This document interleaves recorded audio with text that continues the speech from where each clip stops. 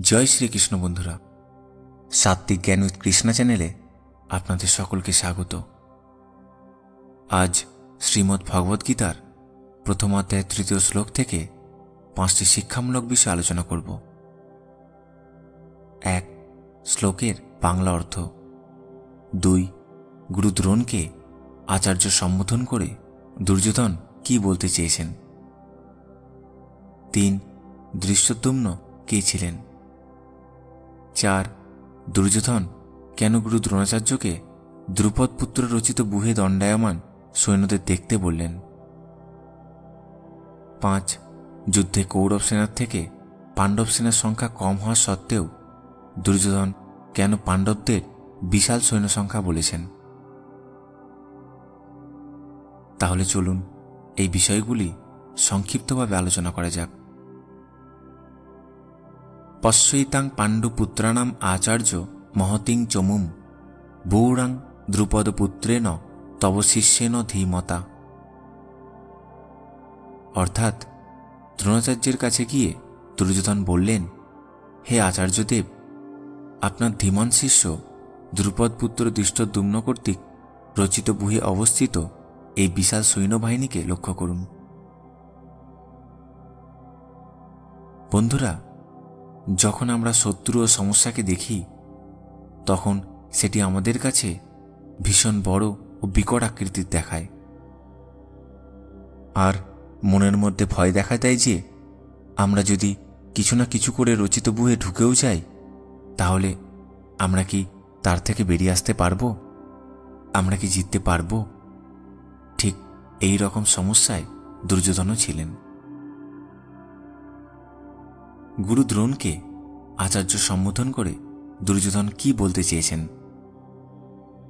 গুরু দ্রোণকে আচার্য বলে সম্বোধন করে দুর্যোধন এটাই বলতে চেয়েছেন যে আপনি সকলের অর্থাৎ কৌরব ও পাণ্ডবদের গুরু। শস্ত্রবিদ্যা শিক্ষা প্রদানকারী হওয়ায় আপনি সকলেরই গুরু, তাই আপনার কারুর প্রতি পক্ষপাতিত্ব করা উচিত নয়। এছাড়া দুর্যোধন গুরু দ্রোণাচার্যকে এটাও বললেন যে আপনি এত সরল যে আপনাকে হত্যা করার উদ্দেশ্যে জন্মগ্রহণ করেছে যে ধৃষ্টদ্যুম্ন, তাকে আপনি শস্ত্রবিদ্যা শিখিয়েছেন।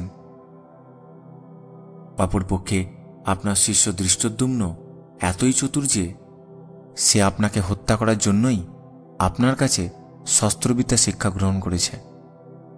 আর আজ এই দ্রুপদপুত্র ধৃষ্টদ্যুম্ন আপনার সম্মুখে প্রতিপক্ষের সেনাপতি রূপে দাঁড়িয়ে আছেন।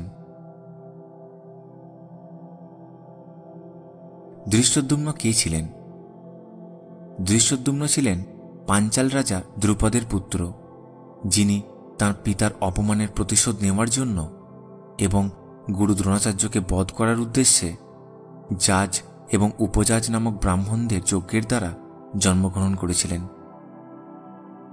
পরবর্তীকালে মহাভারতের যুদ্ধে এই ধৃষ্টদ্যুম্নের হাতেই দ্রোণাচার্য পরাস্ত হয়েছিলেন।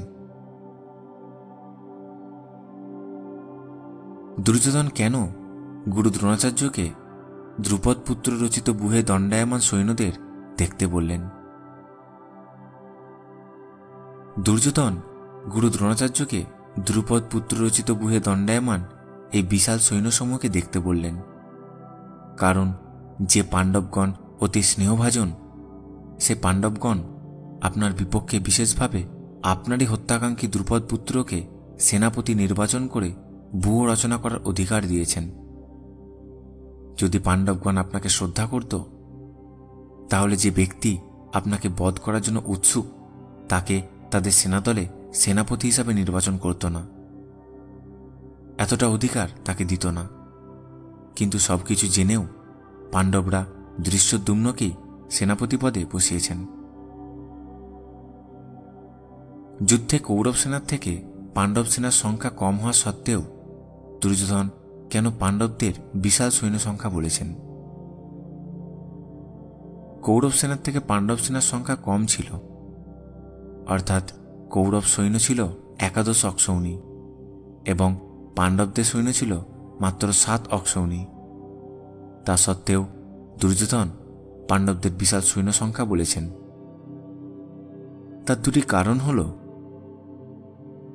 এক, পাণ্ডব সৈন্য এমনভাবে ভূসজ্জিত ছিল যে দুর্যোধনের নিকট সেই অল্প সংখ্যক সৈন্য অনেক বেশি বলে প্রতিভাত হয়েছিল। দুই, পাণ্ডব সৈন্যে সকলেই এক মতাবলম্বী ছিল।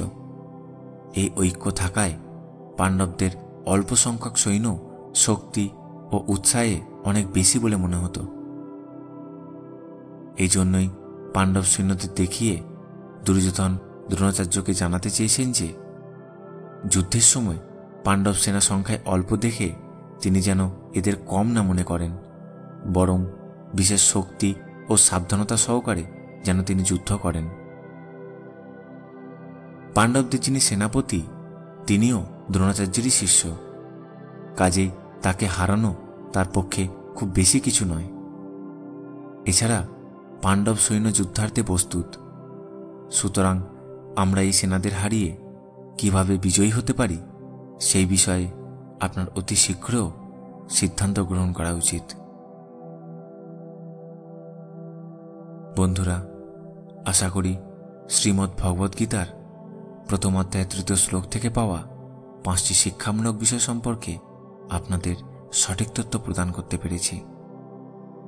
এই রকম ভিডিও আরও পেতে চ্যানেলের সাথে যুক্ত থাকুন। জয় শ্রীকৃষ্ণ।